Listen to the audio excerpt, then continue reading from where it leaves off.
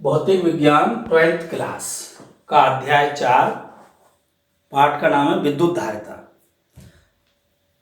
एक दिन हमने इसमें दो बिंदु आपको पढ़ा दिए हैं, तो उनको ध्यान से देखो बेटा।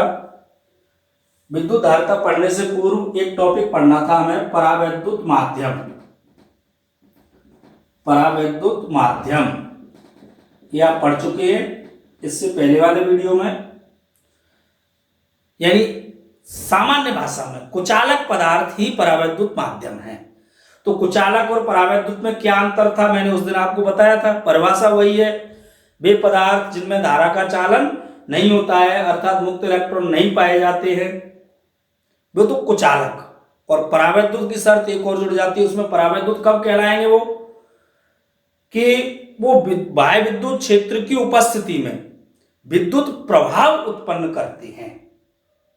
मतलब विद्युत प्रभाव का मतलब, विद्युत प्रभाव का अर्थ है कि पदार्थ के अंदर एक बाह्य विद्युत क्षेत्र की उपस्थिति में एक विद्युत द्विध्रुव आघूर्ण उत्पन्न हो जाता है। जैसे एक कुचालक पदार्थ है, इसे बाह्य विद्युत क्षेत्र में रख दें तो इसके इस पदार्थ के परमाणुओं के एक साइड में इलेक्ट्रॉन एकत्रित हो जाएंगे, एक साइड में धनावेश फिर इकट्ठे हो जाएंगे, ऐसे मान सकते हैं। तो विद्युत द्विध्रुव बन गया ये, धारा चालन अब भी नहीं होगा इसमें। तो ये इनमें अंतर है। तो ये दो प्रकार के थे, परावैद्युत माध्यम यानी परावैद्युत पदार्थ, ध्रुवीय परावैद्युत और अध्रुवीय परावैद्युत। ध्रुवीय परावैद्युत जैसा कि आपको बताया था कि वे पदार्थ या वे परावैद्युत पदार्थ जिनके परमाणुओं में धनावेश वितरण केंद्र व ऋणावेश वितरण केंद्र एक बिंदु पर संपाती न होकर अलग अलग होते हैं, तो द्विध्रुव हो गए एक तरह से ये परमाणु। तो ऐसे पदार्थों को ध्रुवीय कहते हैं। और वे पदार्थ जिनके परमाणु में धनावेश वितरण केंद्र और ऋणावेश वितरण केंद्र संपाती होते हैं, एक ही बिंदु पर उपस्थित होते हैं, उनको अध्रुवीय कहते हैं। तो जब इनको बाह्य विद्युत क्षेत्र में रखेंगे तो धनावेश वितरण केंद्र और ऋणावेश वितरण केंद्र अलग अलग हो जाएंगे, और इनमें पहले से ही अलग अलग होते हैं। फिर ये बाह्य विद्युत क्षेत्र की दिशा में और हो जाते हैं बाह्य विद्युत क्षेत्र लगाने पर। तो ये बात हमने पहले वीडियो में और आप ढंग से समझ सकते हैं। अब इससे थोड़ा सा आगे बढ़ते हुए अपन चलते हैं। अब अपना नया टॉपिक है, ध्यान से देखेंगे, परावैद्युत माध्यम का ध्रुवण। परावैद्युत माध्यम का ध्रुवण, तो इसकी डेफिनेशन है कि बाह्य विद्युत क्षेत्र की उपस्थिति में, बाह्य विद्युत क्षेत्र की उपस्थिति में परावैद्युत पदार्थ के अंदर या किसी भी पदार्थ के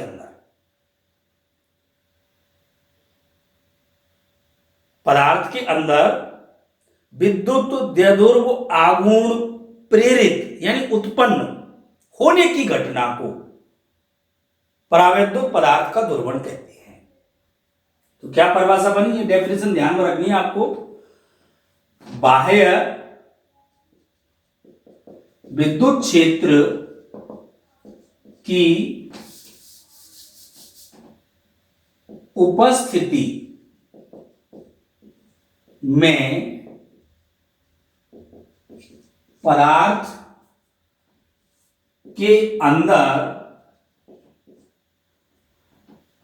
विद्युत द्विध्रुव आघूर्ण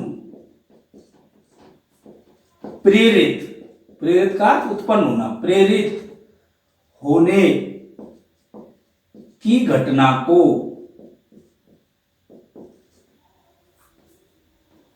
ध्रुवण या परावैद्युत पदार्थ का ध्रुवण कहते हैं। परावैद्युत पदार्थ का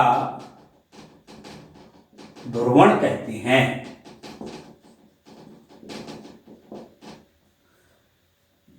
दोबारा से फिर देखो, एक बार में दिमाग में अपने कंप्यूटर में फिट कर लीजिए कि बाह्य विद्युत क्षेत्र एक परावैद्युत पदार्थ पर, एक कुचालक पदार्थ पर अगर हम बाह्य विद्युत क्षेत्र लगा दें, बाह्य विद्युत क्षेत्र की उपस्थिति में पदार्थ के अंदर विद्युत द्विध्रुव आघूर्ण पी वेक्टर उत्पन्न हो जाए।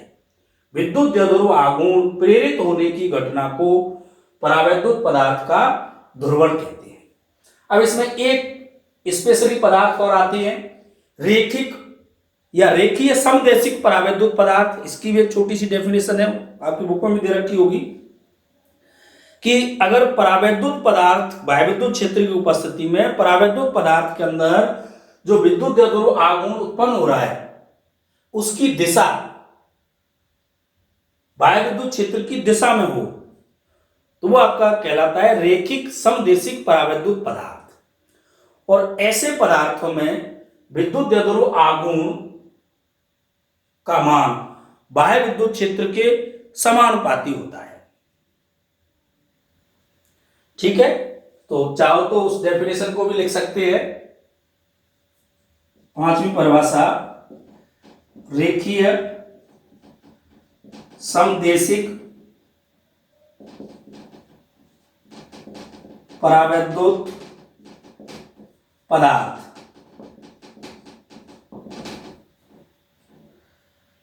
तो डेफिनेशन वही है, बाह्य विद्युत क्षेत्र की उपस्थिति में परावैद्युत पदार्थ के अंदर उत्पन्न विद्युत द्विध्रुव आघूर्ण बाह्य विद्युत क्षेत्र की दिशा में होता है। उन पदार्थों को रेखीय समदेशिक परावैद्युत पदार्थ कहते हैं। या सीधा लिख दीजिए, वे परावैद्युत पदार्थ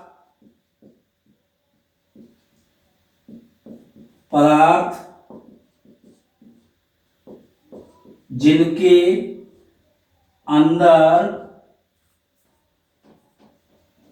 उत्पन्न विद्युत द्विध्रुव आघूर्ण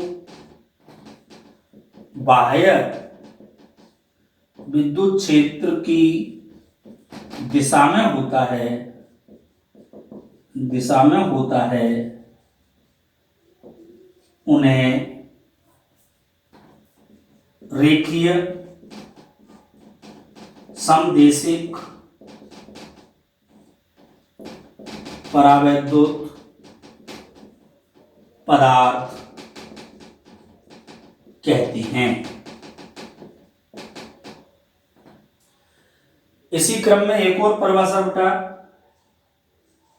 ध्रुवण सदिश। ध्रुवण सदिश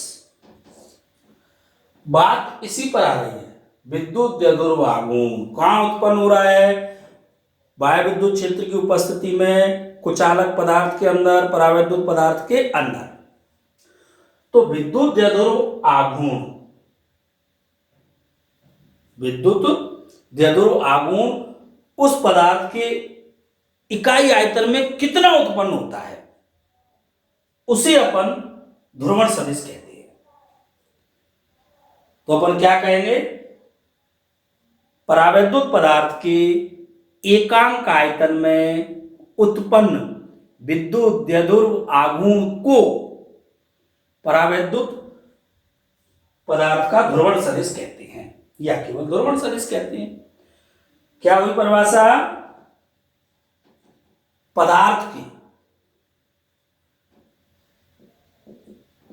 परावैद्युत पदार्थ के कितने एकांक क्या आयतन में उत्पन्न विद्युत द्विध्रुव आघूर्ण। किससे लिखते हैं इसे? पी वेक्टर से। विद्युत द्विध्रुव आघूर्ण को भी पी वेक्टर से लिखते हैं, ध्रुवण सदिश को भी पी वेक्टर से लिखते हैं। विद्युत द्विध्रुव आघूर्ण का मान, विद्युत द्विध्रुव आघूर्ण का मान ध्रुवण सदिश कहलाता है। इसे भी ध्यान रखना, इसे P वेक्टर से व्यक्त करते हैं। और ध्रुवण सदिश का मान बाह्य विद्युत क्षेत्र के समानुपाती होता है। रेखिक समदेशिक पदार्थों के अंदर ध्रुवण सदिश का मान बाह्य विद्युत क्षेत्र के कैसा होता है? समानुपाती होता है। ठीक है, उतारिए यहां तक। परावैद्युत पदार्थ के एकांक आयतन में उत्पन्न विद्युत द्विध्रुव आघूर्ण का मान ध्रुवण सदिश कहलाता है। इसे P वेक्टर से व्यक्त करते हैं। और ध्यान रखना है, यहां लिखेंगे आगे, यहां से लिख देता हूं मैं, ध्रुवण सदिश P वेक्टर का मान बाह्य विद्युत क्षेत्र E वेक्टर के समानुपाती होता है। अर्थात P vector is proportional E vector, या P वेक्टर बराबर काई E वेक्टर। यह समानुपाती एक स्थिरांक आ रहा है, इसे काई ई से लिखते हैं। यह है यहां काई ई, लिख देंगे यहां काई ई।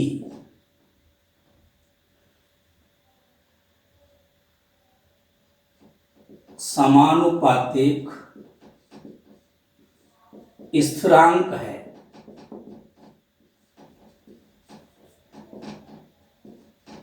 जिसे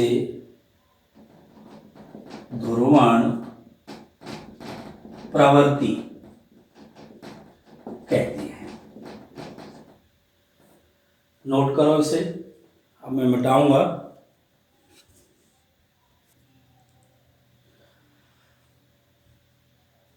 समानुपातिक स्थिरांक यानी यहां इसमें और थोड़ा सा संशोधन कर सकते हैं। अगर इस ध्रुवण प्रवृत्ति की जगह इसका एक और दूसरा नाम होता है विद्युत प्रवृत्ति। तो बहुत से बच्चे या केवल जो किताब का अध्ययन करेंगे, और किसी कोई गुरुजी भी ऐसा हो सकता है, तो यहाँ इसे इसी रूप में पढ़ना है। ये पढ़ना है इसे ध्रुवण प्रवृत्ति या विद्युत प्रवृत्ति कहते हैं। विद्युत धारिता,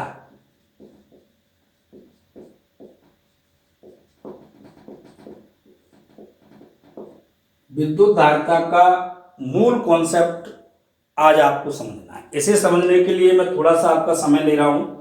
एक उदाहरण से समझेंगे, आपको बिल्कुल परमानेंटली आपके दिमाग में फीड हो जाएगा, आपका कॉन्सेप्ट क्लियर हो जाएगा। मान लो बेटा ये कोई बर्तन है, क्या है? ये बर्तन है, और ये एक नल के नीचे रखा है। अब इसमें से पानी आ रहा है, ठीक? क्या होगा बताओ? जैसे जैसे पानी की मात्रा बढ़ती जाएगी, क्या हो रहा है? पानी की मात्रा बढ़ने पर बर्तन का जो तल है वो बढ़ता जा रहा है। पानी की मात्रा बढ़ने पर बर्तन का तल बढ़ रहा है। और पानी डालें, देखो ये तल यहां तक हो गया। और बढ़ाएं पानी की मात्रा। अब आप देख रहे होंगे कि अगर इस बर्तन की कैपेसिटी, क्षमता 1 लीटर की है, तो इसे आधा भरने के लिए आधा लीटर पानी चाहिए कि नहीं? आ रही है बात समझ में? और जब ये बर्तन पूरा भर जाएगा 1 लीटर से, और जब इससे ज्यादा पानी इसमें डालेंगे हम, तो क्या होगा बताओ? तो पानी फिर फैलने लगेगा ना। 1 लीटर से ज्यादा पानी इसमें आ सकता है क्या? नहीं आ सकता। इसकी कैपेसिटी 1 लीटर है, बर्तन की जो क्षमता है 1 लीटर पानी इसमें आ सकता है। बस विद्युत, विद्युत का शब्द हमने इलेक्ट्रोस्टैटिक्स में बताया था आवेश, धारिता, कैपेसिटी, कैपेसिटी। अब हम एक ऐसे ही चालक लेते हैं, यहां ध्यान देना आप, चालक, चालक बर्तन, ये आपने 1 लीटर का बर्तन लिया था, ऐसे अपन 2 लीटर का ले सकते हैं, 10 लीटर का ले सकते हैं, ऐसे चालक भी अलग अलग ले सकते हैं। ये चालक लिया और इस चालक को आवेशित करना है, यानी आवेशन मशीन से जोड़ दिया आपने। मान लीजिए आपने इसको बैटरी की ऋण प्लेट से जोड़ दिया, इधर ये धन प्लेट है, तो क्या होगा, ये ऋण आवेश इस पर आएगा, इस पर आवेश पहले विभव 0 था, तो इस पर ऋण आवेश आएगा और इस तरह से मैंने आपको पहले से कह चुका हूं कि चालक के अंदर आवेश शून्य होता है, प्रवेश नहीं करेगा, पूरा आवेश कहां रहता है, चालक की पृष्ठ पर। तो अब बेटा आप इस पर आवेश की मात्रा बढ़ाते जाओ, यानी हम आवेश की मात्रा इस पर बढ़ाते जा रहे हैं। जैसे जैसे आवेश की मात्रा बढ़ाते जाएंगे, आवेश इसकी पृष्ठ पर इकट्ठा होता जाएगा, आवेश इसकी पृष्ठ पर इकट्ठा होता जाएगा, बढ़ता जा रहा है, यानी इस पर आवेश का तल बढ़ रहा है। क्या है ये, आवेश का तल, आवेश का तल होता है विभव। और यहां से आप बना रहे थे आवेश की मात्रा, आवेश की मात्रा, तो आपने देखा आवेश, किसी चालक पर आवेश की मात्रा बढ़ाने पर विभव का मान क्या होता है, बढ़ता है। तो हम कह सकते हैं कि आवेश और विभव चालक पर एक दूसरे के समानुपाती होते हैं, Q इज प्रोपोर्शनल V। अब इस कंडीशन को देखिए, इस बर्तन की क्षमता 1 लीटर की थी, तो इसमें 1 लीटर से ज्यादा पानी नहीं आ सकता, और 1 लीटर से जैसे ही ज्यादा पानी आएगा वो बाहर फैलने लगेगा। ठीक इसी प्रकार से प्रत्येक चालक के आवेश ग्रहण करने की, उसे एकत्रित करने की एक निश्चित कैपेसिटी होती है, एक निश्चित क्षमता होती है, उस क्षमता का नाम ही विद्युत धारिता होता है। जब आप उसे उसकी कैपेसिटी से अधिक ज्यादा आवेश देंगे तो आवेश भी हवा में फैलने लगेगा। आगे अपन देखेंगे, भौतिक विज्ञान में पढ़ेंगे, आप प्रिंसिपल बनेंगे इसके। आपने देखा होगा कि जब आप स्विच को ऑन या ऑफ करते हैं, अंधेरा हो तो चिंगारी निकलती है, क्यों, क्योंकि पीछे से करंट आ रहा है, आवेश आ रहा है, और आपने स्विच को ऑफ कर दिया तो आने वाला एकदम से आवेश उस चालक पर एकत्रित होगा, तो उसकी क्षमता इतनी है नहीं, तो वो आवेश कहां जाएगा, फिर हवा में जाएगा, और हवा के कण से टकरा करके चिंगारी उत्पन्न करता है। तो अपन कह सकते हैं, एक परिभाषा तो यहां बन गई विद्युत धारिता की, कि किसी चालक के आवेश ग्रहण करने की क्षमता को विद्युत धारिता कहते हैं। दूसरी परिभाषा ये बन गई, जब हम किसी चालक को आवेश दे रहे हैं, उसका विभव बढ़ता जा रहा है, तो Q इज प्रोपोर्शनल क्या होता है, V, तो Q बराबर होगा CB। यहां C एक समानुपातिक स्थिरांक है, इस C का नाम ही उस चालक की विद्युत धारिता होता है। तो दूसरी परिभाषा यहां से भी दे सकते हैं, जैसे यहां B का मान, धारिता निकालनी है किसी चालक की, तो B का मान इकाई ले लें, V बराबर 1 वोल्ट ले लें, तो C का मान किसके बराबर आएगा, Q के बराबर आएगा। अगर हमें किसी चालक की विद्युत धारिता ज्ञात करनी है तो उस चालक के विभव में क्या कर दें, इकाई वृद्धि कर दें। तो इकाई वृद्धि करने के लिए जितना आवेश हम उसे दे रहे हैं, उस आवेश की मात्रा का मान ही उस चालक की विद्युत धारिता होगा। तो दूसरी परिभाषा आप यहां से दे सकते हैं। तो आपको शायद विद्युत धारिता का कॉन्सेप्ट समझ आ गया होगा। विद्युत धारिता को C से व्यक्त करते हैं। अब आप इसकी इकाई निकाल सकते हैं, कूलम प्रति वोल्ट या फैराड। चलो इनको लिखेंगे बाद में, परंतु आपको हमेशा ये ध्यान रखना है, जैसे अभी अगला क्वेश्चन आएगा, क्वेश्चन बनेंगे अब इसमें से आपसे पूछा जाएगा किसी चालक की धारिता किन किन कारकों पर निर्भर करती है, तो आप इस सूत्र से देख लेंगे, बोलो साहब, Q बढ़ाएंगे तो C बढ़ेगा, B घटाएंगे तो C बढ़ेगा। अरे इन पर ही निर्भर नहीं करती है। आप निकाल के देखिए, आपने इसमें जब आधा लीटर पानी डाला था, यानी इसको आवेश मान लीजिए 5 कूलाम दिया था, तब विभव 2 वोल्ट था। अब आपने 1 लीटर पानी डाल दिया, यानी 10 कूलाम आपने आवेश दे दिया, 10 कूलाम आवेश दे दिया। पहले तर इतना था, अब दुगना हो जाएगा कि नहीं, जैसे इसमें दुगना हो रहा है वैसे, तो विभव का मान क्या हो जाएगा, 4 वोल्ट। तो इससे भी वही मान आ रहा है 5/2, इससे भी हो रहा है 10/4। तो आवेश और विभव पर निर्भर नहीं करता है धारिता का मान। खैर मैं लिखा दूंगा इनको अलग से, आपको तो यहां आप दोबारा से यहां ध्यान देना है मूल कॉन्सेप्ट पर। विद्युत धारिता किसे कहते हैं, तो एक परिभाषा तो ये निकल के आ गई, किसी चालक के आवेश ग्रहण करने की क्षमता को उस चालक की विद्युत धारिता कहते हैं। दूसरी परिभाषा यहां से भी दे सकती है, किसी चालक को दिए गए आवेश Q एवं उसके कारण उसके विभव में हुई वृद्धि V का अनुपात उस चालक की धारिता कहलाता है। तीसरी परिभाषा यहां से दे सकते हैं, किसी चालक के विभव में कितनी इकाई, एकांक वृद्धि करने के लिए, एकांक विभव बढ़ाने के लिए जितना आवेश देना पड़ता है, यानी आवश्यक आवेश की मात्रा उस चालक की विद्युत धारिता कहलाती है। और सूत्र क्या है धारिता का, C बराबर Q/V। याद रख लेंगे इनको।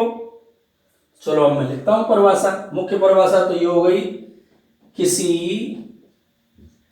चालक के आवेश ग्रहण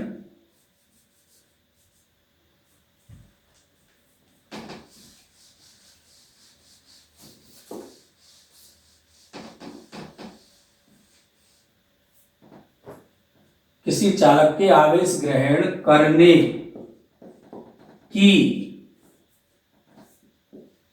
क्षमता को उसकी विद्युत धारिता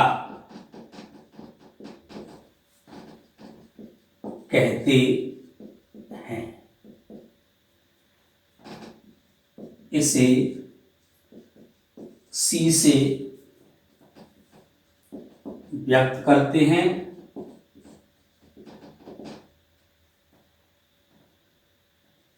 इसका चलो मात्रक बाद में लिखते हैं। अब आप यह लिखेंगे, किसी चालक को आवेश या किसी चालक पर आवेश का मान बढ़ाने पर चालक के विभव में वृद्धि करता है, अर्थात आवेश विभव के समानुपाती होता है। अतः Q इज प्रोपोर्शनल B या Q बराबर CV या C बराबर Q/V। यहाँ C समानुपातिक स्थिरांक है, जिसे चालक की विद्युत धारिता कहते हैं।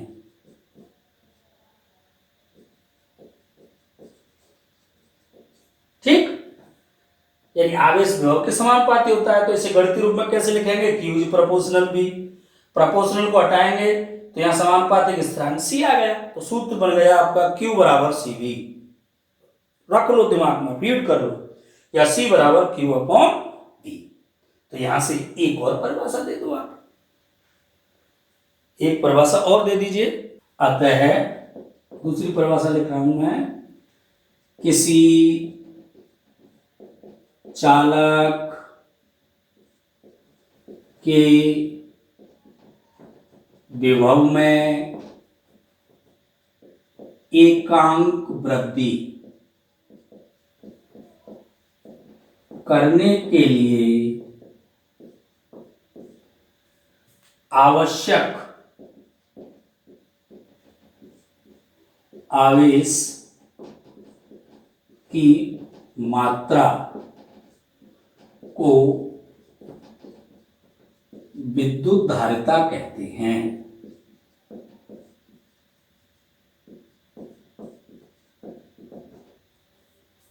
अब यहां लिख दीजिए अंत में इसे C से वही 5 बात है व्यक्त करते हैं। यह अदिश राशि, कैसी राशि है, दिशा नहीं होती, अदिश राशि होती है। इसका SI मात्रक, सूत्र था C बराबर Q अपॉन V। Q को किस में मापेंगे, कूलाम में, कूलाम प्रति वोल्ट, कूलाम प्रति वोल्ट, या फेराड, फेराडे नहीं, फेराडे तो आवेश का मात्रक था सबसे बड़ा, फेराड होता है। फेराड धारिता का बहुत बड़ा मात्रक है, बहुत बड़ा मात्रक है। अतः इसके निम्न छोटे मात्रक प्रयुक्त होते हैं। वही जैसे आवेश, कूलाम आवेश का बहुत बड़ा मात्रक था, तो छोटे मात्रक होते थे नंबर 1 मिली फेराड, MF स्मॉल m, और 1 मिली फेराड में, मिली का मतलब 10⁻³ farad. Number 2 micro farad, μF, तो 1 माइक्रो फेराड में 10⁻⁶ farad. Number 3 nano farad, NF, तो 1 नैनो फेराड में 10⁻⁹ फेराड। पिको फेराड यानी PF, तो 1 पिको फेराड में 10⁻12 फेराड। ये और आपको याद रखने हैं, तो ये तो याद हो ही गए होंगे।